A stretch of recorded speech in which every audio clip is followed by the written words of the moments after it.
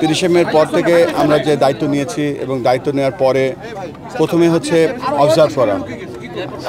আমাদের দল খুলনা, রাজশাহী, চিটাগং, সিলেট, ঢাকা এবং আজকে আমরা এখানে রংপুরে এসেছি, তারপরে আমরা বরিশালে যাব। একটা কারণ হচ্ছে এটা আমরা মিরপুর থেকে বসে একটা জিনিস অবলোকন করা বা অনুভব করা আর সেই জায়গায় গিয়ে সেখানকার ফিল নেওয়া, সেটা একটা কমপ্লিটলি ডিফারেন্ট ফিলিং। আমরা এখানে এসে যেটা দেখতে পাচ্ছি যে এবং জেনেছি যে সব ধরনের ক্রিকেটেই রংপুর চ্যাম্পিয়ন হচ্ছে। 4 দিনের ক্রিকেট বলেন, একদিনের ক্রিকেট বলেন, স্কুলের ক্রিকেট বলেন। তার মানে কি এখানে হাজার হাজার শত শত মেধা আছে এবং এই মেধাগুলোকে আমরা কতটুকু প্রস্ফুটিত করছি বা কতটুকু বিকশিত করার পথ তৈরি করে দিচ্ছি আমরা জানি না।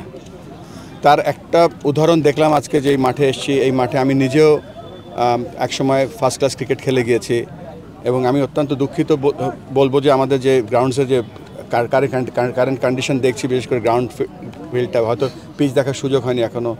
এখানে অনেক ইমপ্রুভমেন্ট করার জায়গা আছে। আর ক্রিকেটটা শুধু ঢাকা কেন্দ্রিক না, বাংলাদেশের সব জায়গায় আমরা ছড়িয়ে দেওয়ার চেষ্টা করব ইনশাআল্লাহ।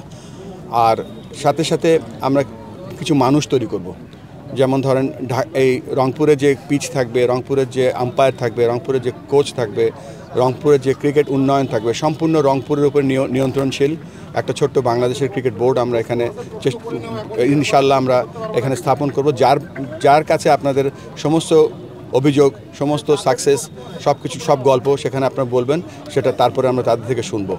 এই মুহূর্তে আমাদের যে সুযোগ বা আমাদের যে ভবিষ্যৎ বা আমাদের যে প্রসপেক্ট এখানে আছে, এই বাচ্চাগুলো ছেলের দেখছিলাম যে তারা কীভাবে স্বপ্ন দেখছে বা স্বপ্ন দেখার চেষ্টা করছে।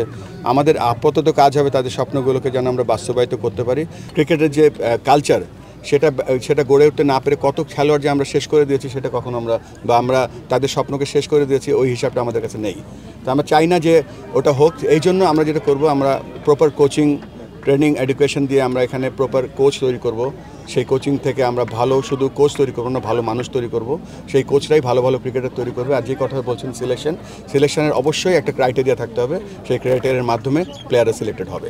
ক্রিকেটের যে 25 বছরের টেস্ট যে উদযাপন করছি, এটা সাথে সাথে আমরা যে বলছি যে লঞ্চ প্যাড হিসেবে ক্রিকেট ডিসেন্ট্রালাইজ করতে যাচ্ছি। আমরা ইনশাআল্লাহ আমরা রাজশাহী এবং রংপুর মিলে একটা জোন তৈরি করেছি। এই জোনে প্রিমিয়ার লিগ হবে, এই জন্য মেয়েদের ক্রিকেট হবে, এই জন্য বড় বড় ট্রেনিং অ্যান্ড এডুকেশন হবে, এখানে ট্যালেন্ট সার্চ করা হবে। ইনশাআল্লাহ চেষ্টা করব যেন আপনারা দোয়া করবেন, সাহায্য করবেন, যেন আমাদের এই প্রচেষ্টাগুলো আমরা সফল করতে পারি। এগুলো সফল করতে হলে আমাদের একজন বা শুধুমাত্র ক্রিকেট বোর্ডের কয়েকজন দিয়ে হবে না, আপনাদের সকলের সাহায্য সহযোগিতা লাগবে। বাট আমাদের যতটুকু করার আমরা পুরোটা করবো ইনশাআল্লাহ। তবে এটা তো শুধুমাত্র ক্রিকেট বোর্ডের না, এখানে সরকারের অনেক ব্যাপার আছে। আমি ক্ষুদ্র একটা মানুষ, এই মুহূর্তে কমিটমেন্ট করতে পারছি না। আমাদের যারা সংশ্লিষ্ট লোক আছে, এটা প্রয়োজন, এটুকু বলতে পারবো আমি।